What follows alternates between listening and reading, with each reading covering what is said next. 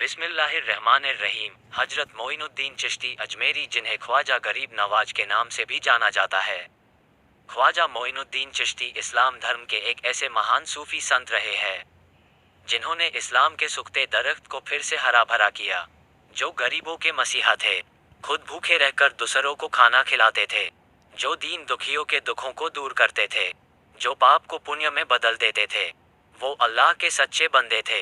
अल्लाह ने उन्हें रूहानी व गबी ताकतें बख्शी थी, जिनके मानने वालों की एक विशाल संख्या, जिनको इस्लाम धर्म के लोग ही नहीं, हिंदू, सिख आदि अन्य सभी धर्मों के लोग मानते हैं। जिनके मानने वालों में राजा से लेकर रंग नेता से लेकर अभिनेता तक है, जो ख्वाजा गरीब नवाज की जियारत के लिए हमेशा लैलित रहते हैं, जिनकी दरगाह आज भी हिंदुस्तान की सरजमी को रोशन कर रही है। आज के अपने इस लेख में हम इसी महान सूफी संत ख्वाजा गरीब नवाज की जीवनी के बारे में विस्तार से जानेंगे और उनके जीवन से जुड़े हर पहलू की बारीकी के साथ समझने की कोशिश करेंगे।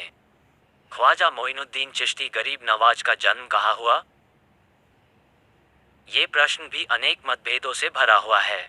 कुछ इतिहासकार और विद्वानों का मत है कि ख्वाजा का जन्म सजा में हुआ था, कुछ मानते हैं कि सिस्तान में हुआ था, कुछ मानते हैं कि संजार, जो मोसुल के पास है। कुछ विद्वान मानते हैं कि ख्वाजा का जन्म संजार, जो इस्फहान के पास है, वहां हुआ था।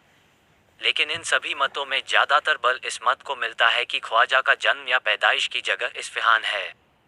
बाद में ख्वाजा की परवरिश संजार में हुई, जिसे सजा के नाम से भी जाना जाता था।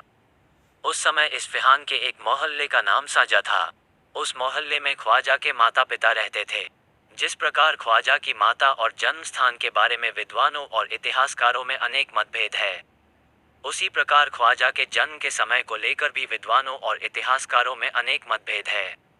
कुछ विद्वान ख्वाजा के जन्म का समय 1137, 532 हिजरी, कुछ 1142, 537 हिजरी, कुछ 1140, 535 हिजरी, कुछ 1141, 536 हिजरी, कुछ 1130, 525 हिजरी बताते हैं। लेकिन इन मतभेदों में सबसे ज्यादा बल 1135, 530 हिजरी को मिलता है। ज्यादातर लोगों का मानना है कि ख्वाजा का जन्म 1135 में हुआ था। हजरत ख्वाजा मोइनुद्दीन चिश्ती अजमेर में पहली बार 1190 में आए थे। इस समय अजमेर पर राजा पृथ्वीराज चौहान का शासन था। जब हजरत गरीब नवाज अपने साथियों के साथ अजमेर पहुंचे तो ख्वाजा ने अजमेर शहर से बाहर एक जगह पेड़ों के साए के नीचे अपना ठिकाना बनाया। लेकिन राजा पृथ्वीराज के सैनिकों ने ख्वाजा को वहां ठहरने नहीं दिया। उन्होंने ख्वाजा से कहा, आप यहाँ नहीं बैठ सकते हैं, ये स्थान राजा के ऊंटों के बैठने का है। ख्वाजा गरीब नवाज को ये बात बुरी लगी। ख्वाजा ने कहा, अच्छा, ऊंट बैठते हैं तो बैठे। ये कहकर ख्वाजा वहां से उठकर अपने साथियों के साथ चले गए। यहाँ से जाकर ख्वाजा ने अनासागर के किनारे अपना ठिकाना किया। ये जगह आज भी ख्वाजा का चिल्ला के नाम से जानी जाती है। ऊंट रोज की तरह अपने स्थान पर आकर बैठे, लेकिन वो ऊंट ऐसे बैठे कि उठाए से भी नहीं उठे। ऊंटों को उठाने का काफी प्रयत्न किया गया, परंतु ऊंट वहां से उठकर ना दिए। राजा के सभी नौकर परेशान हो गए। नौकरों ने इस सारी घटना की खबर राजा पृथ्वीराज को दी। राजा पृथ्वीराज ये बात सुनकर खुद हैरत में पड़ गए। उन्होंने नौकरों को आदेश दिया कि जाओ उस फकीर से माफी मांगो। नौकर ख्वाजा के पास गए और उनसे माफी मांगने लगे। ख्वाजा ने नौकरों को माफ कर दिया और कहा, अच्छा जाओ, ऊंट खड़े हो गए हैं। नौकर खुशी खुशी ऊंटों के पास गए और उनकी खुशी हैरत में बदल गई जब उन्होंने जाकर देखा कि ऊंट खड़े हुए थे। इसके बाद भी ख्वाजा की वहां अनेक करामातें हुई और धीरे धीरे अजमेर और आसपास के क्षेत्र में ख्वाजा की प्रसिद्धि चारों ओर फैल गई। ख्वाजा से प्रभावित होकर साधुराम और अजयपाल ने इस्लाम कबूल कर लिया। ये दोनों व्यक्ति अपने समाज में अहम स्थान रखते थे।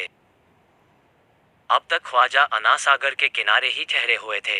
साधुराम और अजयपाल ने इस्लाम कबूलने के बाद ख्वाजा गरीब नवाज से विनती की कि आपने यहाँ शहर के बाहर जंगल में ठिकाना बनाया हुआ है, हम आपसे विनती करते हैं कि आप आबादी में ठहरे, ताकि आपके कदमों की बरकत से लोग फायदा उठा सके।